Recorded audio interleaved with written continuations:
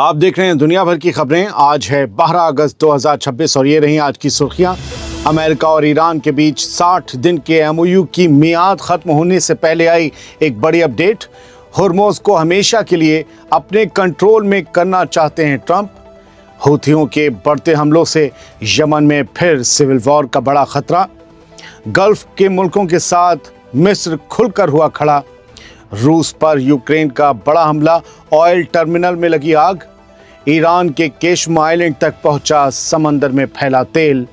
और इन्हीं खबरों के साथ देखिए कि किस मुल्क में आज भी जिंदा है सदियों पुरानी रस्म नोला, और कहां एक कंटेनर जहाज आधा समंदर में डूबा, क्यों बचा पाना आखिर हो गया मुश्किल।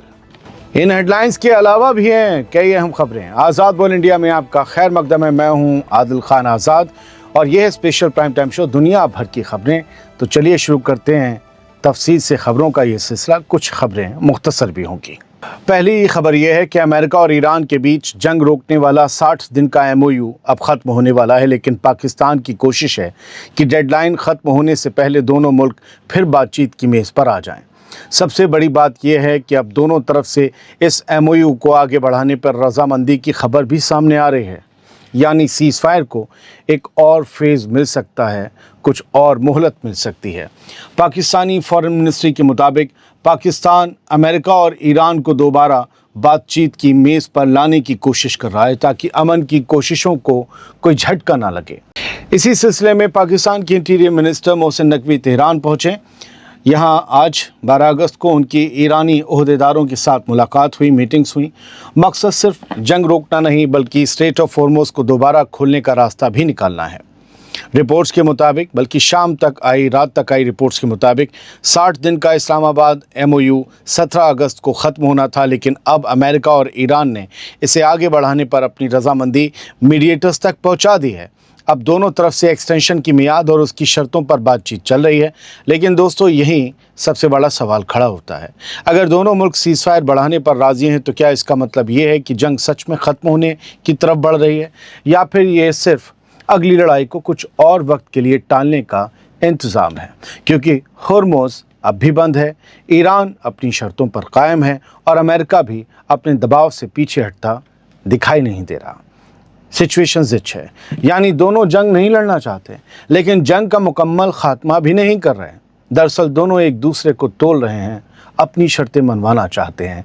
यानी आने वाले कुछ दिन बेहद अहम तो हैं, क्योंकि एमओयू की नई मियाद सिर्फ एक तारीख नहीं होगी अगर ये बढ़ती है तो, बल्कि ये तय कर सकती है कि अमेरिका और ईरान बातचीत की तरफ वाकई बढ़ते हैं या फिर दोबारा जंग का रास्ता खुलता है। ये रिन्यू होना है एमओयू। अगर हो गया 17 अगस्त को ख़त्म हो रहा है, 60 दिन पूरे हो रहे हैं। बढ़ते हैं आगे।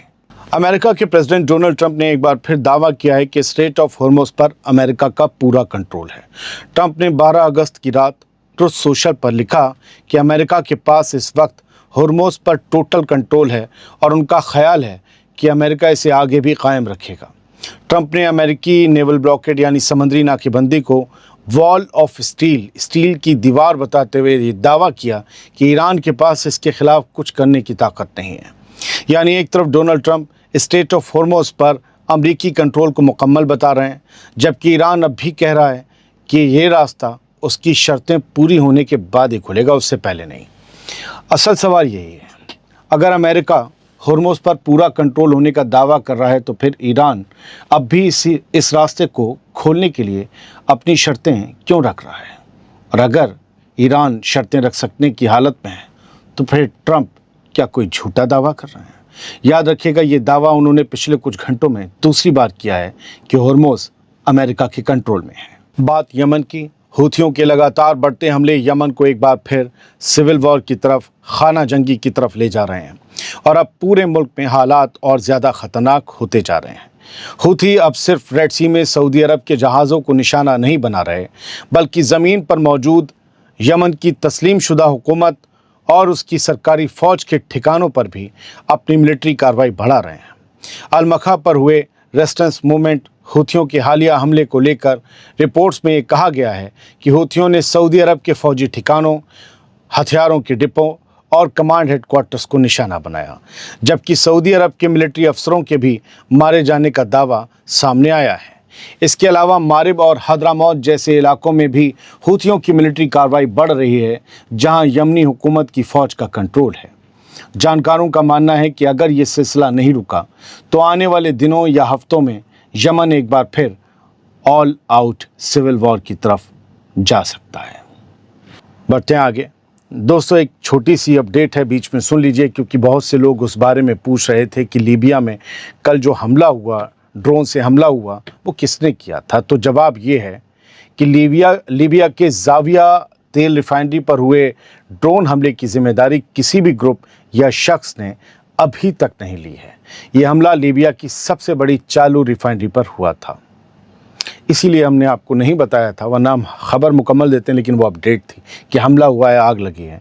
लेकिन किसने किया वो अब तक क्लियर नहीं है। बढ़ते आगे। तुर्की और ईरान अपनी 560 किलोमीटर लंबी सरहद को और ज़्यादा सिक्योर करने की तैयारी कर रहे हैं और दोनों मुल्कों के अफसरों के बीच इसको लेकर अहम बातचीत हुई है। तुर्की के आगरी सूबे में हुई मीटिंग में बॉर्डर से गैरकानूनी एंट्री रोकने, ड्रग ट्रैफिकिंग पर कार्रवाई, कस्टम्स की कैपेसिटी बढ़ाने और पूरी सरहद पर सिक्योरिटी कोऑर्डिनेशन और मजबूत करने पर बात हुई है। अब बात मिस्र की। मिस्र ने गल्फ़ के मुल्कों को लेकर अपना रुख साफ कर दिया है और कहा है कि गल्फ़ की सिक्योरिटी मिस्र की अपनी नेशनल सिक्योरिटी का भी हिस्सा है।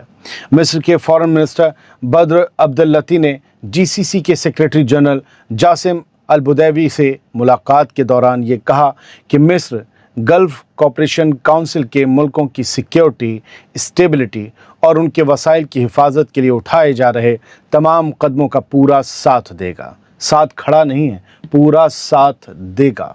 उन्होंने कहा कि गल्फ़ मुल्कों के साथ मिस्र पूरी तरह खड़ा है और उनकी सिक्योरिटी को मिस्र की अपनी नेशनल सिक्योरिटी से अलग नहीं देखा जा सकता। यानी अरब अगर महफूज हैं, मिस्र भी महफूज है। रूस के नोवरोसिस्क पोर्ट पर बंदरगाह पर यूक्रेन ने एक बड़ा हमला किया है और रूसी एयर डिफेंस ने रात के आसमान को रोशन कर दिया और उसी रोशनी की आप तस्वीरें देख रहे हैं। 12 अगस्त 2026 को ब्लैक सी के अहम रूसी पोर्ट नोवरोसिस्क को यूक्रेनी ड्रोन, नेपट्यून मिसाइल्स और सी ड्रोन्स ने निशाना बनाया। ये खबर सामने आई। हमले के दौरान एक ऑयल टर्मिनल में आग लग गई और बंदरगाह के कई पियर्स को नुकसान पहुंचा। ये इलाका रूस के अहम नेवल बेस और ग्रेन एक्सपोर्ट टर्मिनल्स की वजह से भी बेहद अहम माना जाता है। रूस की लोकल ऑफिशियल्स के मुताबिक गिरते हुए ड्रोन के मलबे की वजह से एक बच्चे की मौत हो गई, जबकि 8 लोग जख्मी हो गए और कई रिहायशी इमारतों को भी नुकसान पहुंचा। हमले के दौरान रशियन एयर डिफेंस सिस्टम ने ब्लैक सी के ऊपर जवाबी फायरिंग की, जिसकी वजह से रात का आसमान मिसाइल्स और एयर डिफेंस की रोशनी से जगमगा उठा और उसकी आप तस्वीरें देख रहे हैं तो लग रहा है कि जैसे एआई तस्वीरें हों। दोस्तों, इस हमले की सबसे अहम बात यह है कि नोवरोसिस्क रूस की फ्रंट लाइन से 300 किलोमीटर से भी ज़्यादा पीछे है। यानी यूक्रेन अब रूस के उन अहम बंदरगाहों और एनर्जी इंफ्रास्ट्रक्चर तक भी हमला पहुंचाने की कोशिश और सलाहियत दिखा रहा है, जिन्हें जंग के मोर्चों से काफ़ी दूर माना जाता है। ईरान के केश्म जजीरे के साहिल पर फैला तेल अब मैंग्रोव जंगलों तक पहुंच गया है और इसे साफ करने के लिए ईरान की टीमें मौके पर काम कर रही हैं। केश्म के नक्शाशह गांव के पास समंदर में फैला तेल मैंग्रोव जंगलों में दाखिल हो गया, जिसके बाद अथॉरिटीज़ ने पॉल्यूशन की निगरानी और क्लीन अप ऑपरेशन शुरू कर दिया है। फिलहाल कहा तो जा रहा है कि तेल जिन जहाज़ों पर हमला हुआ उनसे बहकर आया, लेकिन ऑफिशियली पता नहीं है कि तेल कहां से आया और इसका असल सोर्स क्या है। ये साफ नहीं हो सका है कि वाकई ये जहाज़ों से निकला है या नहीं। ईरानी अथॉरिटीज़ का कहना है कि एक्सपर्ट्स इस बात की जांच कर रहे हैं कि तेल कहां से आया और कोशिश ये की जा रही है कि तेल अब और आगे मैंग्रोव जंगलों तक ना फैले। यानी जंग का असर अब सिर्फ इंसानों और इंफ्रास्ट्रक्चर तक महदूद नहीं है, बल्कि ईरान के समंदर और कुदरती माहौल पर भी इसका असर पड़ता हुआ दिखाई दे रहा है। हमने इसको लेकर कल भी आपको खबर दिखाई थी, आज खबर सफाई की भी आई और कुछ जांच की भी आई, तो आपको बता दिया। इटली के नोला में एक सदियों पुरानी अजीबो-गरीब रस्म आज भी पूरी शिद्दत के साथ निभाई जाती है। 100 से ज़्यादा लोग मिलकर करीब 25 मीटर ऊंचा और 2.5 टन वजनी एक बड़ा टॉवर अपने कंधों पर उठाकर शहर की तंग गलियों से गुजारते हैं।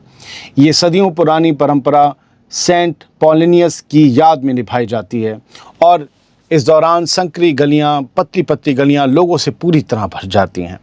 यानी 25 मीटर ऊंचा ये भारी टॉवर और इसे कंधों पर उठाए 100 से ज़्यादा लोग नोला की गलियों में ऐसा मंजर बना देते हैं जो दुनिया के किसी और हिस्से में आसानी से देखने को नहीं मिलता। इटली के नोला शहर में ये रस्म हर साल बड़े जुलूस और भारी भीड़ के बीच पूरी की जाती है, जहां लोग इस टॉवर को कंधों पर उठाकर कई घंटों तक गलियों में आगे बढ़ते रहते हैं, इस टॉवर को बढ़ाते रहते हैं। टॉवर को संभालने के लिए लोग कदम से कदम मिलाकर चलते हैं और पूरी भीड़ सेंट पॉलिनस के नाम के साथ इस सदियों पुरानी परंपरा का हिस्सा बन जाती है। चाइना के जोशान के साहिल के पास एक बड़ा कंटेनर जहाज़ अब आधा समंदर में डूब चुका है और उसे दोबारा तैराने की कोशिश भी नाकाम हो गई है। MSC सिल्वाना 8 करीब 20 साल पुराना जहाज़ है जो पिछले महीने टाइफून बावी के दौरान उथले पानी के नीचे ज़मीन में फंस गया था। अब जहाज़ का पिछला हिस्सा, इंजन रूम और कई कार्गो होल्ड्स पानी में डूब चुके हैं। साल्वेज टीम्स ने जहाज़ से करीब 3000 टन फ्यूल निकाल लिया है, लेकिन अब एक और टाइफून, एक और समुद्री तूफान के करीब आने से रिकवरी ऑपरेशन और मुश्किल हो गया है। फिलहाल MSC कंपनी की तरफ से जहाज़ को हुए पूरे नुकसान और आगे के साल्वेज प्लान पर कोई साफ बयान सामने नहीं आया है। मैंने आज कोशिश की कि आपको कम से कम ख़बरें जंग की दी जाएं, बाकी दुनिया में क्या हो रहा है कुछ हल्की फुल्की भी ख़बरें आपको दी जाएं। तस्वीरों के साथ ये ख़बरें अगर पसंद आई हों तो बताइएगा, कोशिश करेंगे कि जंग की ख़बरें कम करें, क्योंकि जंग जो है ना वो लोगों को जो है वो उसका दिमाग ख़राब कर दे रही है। लोग उससे उकता चुके हैं या फिर बहुत ज़्यादा ओवर एक्साइटेड हैं। तो हम चाहते हैं दुनिया की कुछ सॉफ्ट ख़बरें, कुछ साइंस की ख़बरें आप तक पहुँचें। अगर ये प्रोग्राम पसंद आया हो तो शेयर कीजिएगा। अगर आपको कोशिश पसंद आई हो और आपने चैनल सब्सक्राइब ना किया हो तो कर लीजिएगा, चैनल आप ही का है। बहुत बहुत शुक्रिया। सलामत रहिए, खुश रहिए।